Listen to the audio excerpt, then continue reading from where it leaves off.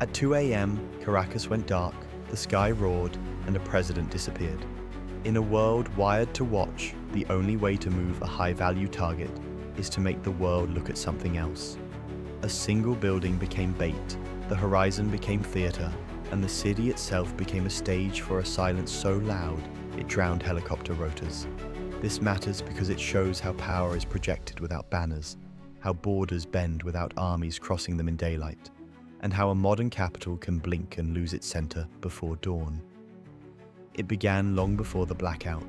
Don't forget to like and subscribe if you're still here. For months, ships gathered beyond the surf, not as an invading armada, but as a tightening ring. A carrier strike group loitered in blue water. An amphibious ready group mirrored it like a second fist. Officially, the posture targeted narco networks. The message was about smugglers and sea lanes. Unofficially, eyes were fixed on a single routine inside a city of millions, waiting for the pattern to freeze. One man had to stop moving, even for a minute. When the window opened, air and sea moved together. The clock hit 2. High overhead, stealth fighters whispered past the outer line of sensors and tore seams in a woven net that had been built with Russian missiles and Chinese radar. It was not a barrage designed to break a country. It was a scalpel to blind antennas. With the first strike, a web that watched the sky lost threads. With the second, those threads could not stitch back in time, and then the deception took shape. While helicopters skimmed rooftops below radar, jets hurled lightning at key military hubs to create panic at the edges. Explosions rippled around command centers. Radio channels went quiet. Screens went black. Noise masked the mission. The chaos was never the goal. The cover was. Witnesses described aircraft sliding low over neighborhoods, barely above concrete and glass. They were not sweeping the city. They were drawing a line to a single door inside a fortress complex. The target sat behind layers of guards trained to react fast and fight hard. They did both. It was not enough. Multiple landing points were taken at once. Suppression fire pinned corridors. The assault team moved with surgical speed, cutting through resistance faster than alarms could cascade. The breach was the quicksand moment. Security froze not out of fear but out of shock, because the tempo outpaced muscle memory. A room rehearsed 1,000 miles away was met in real time, down to its angles and habits. A confidant placed inside a tight circle supplied the small details. A replica of the safe house gave the operators the muscle memory. The entry flash staggered the guard. The team crossed thresholds before locks could slide. In seconds, the principal and his inner circle were physically secured and pulled toward the extraction route. There was no debate, no sitting across a table. The mandate was detention and movement. The helicopters were built for urban claws, able to hover over concrete, sling men into rooms, and depart with precious weight under fire. The fleet above them was built for endurance, able to refuel mid-air and vanish into black ocean. Within minutes, the package lifted clear of city lights, slipped past watch posts that no longer watched, and arced toward a floating staging base in the Caribbean. The street knew something happened.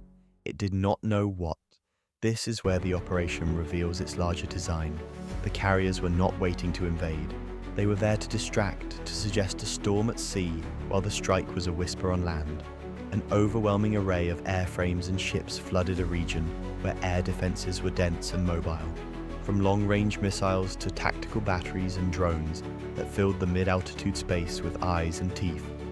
Older jets could not survive that map. Aging airframes like F-16s would have lit up on foreign radar and invited attrition.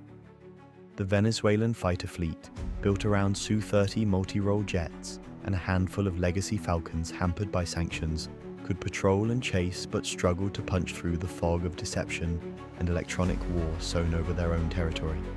Mobile Buck batteries, long-reach S-300 variants, and imported networked sensors linked a nationwide shield. Add Iranian reconnaissance drones picturing the edges, and you have an air that bites. To pull the strike off, stealth mattered. The F-35 brought more than a shape that swallows radar. It brought fused sensors that saw fast-moving threats in many spectrums, electronic warfare that muted parts of the grid, and data links that made ships, jets, and orbiting eyes fight as one organism.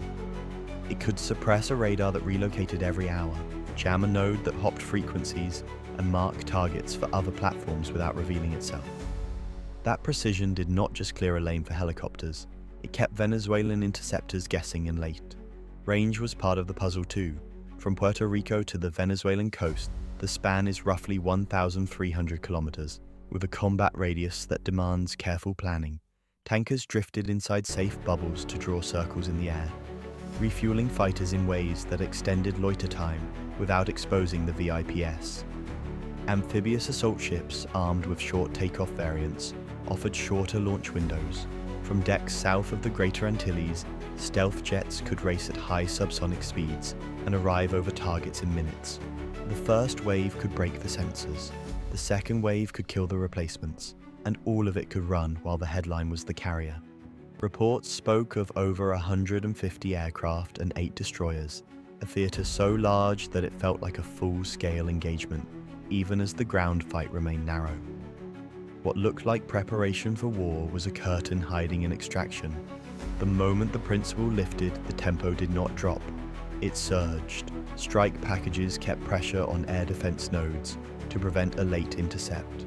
The command centers that might coordinate a counter-response felt the weight of precision munitions. Drone cages saw their screens freeze. The coastal radar that could vector jets toward the fleeing aircraft went blind anew, and toward the end, the picture shifts again. The operation was not only about removing a man, it was about proving the template that modern militaries now prize.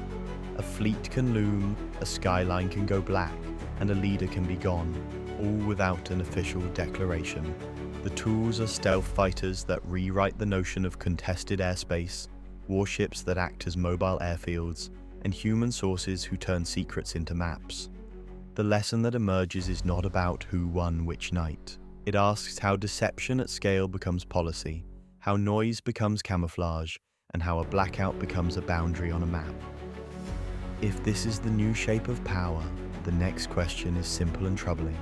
What happens to the idea of borders when the loudest thing in a war is silence?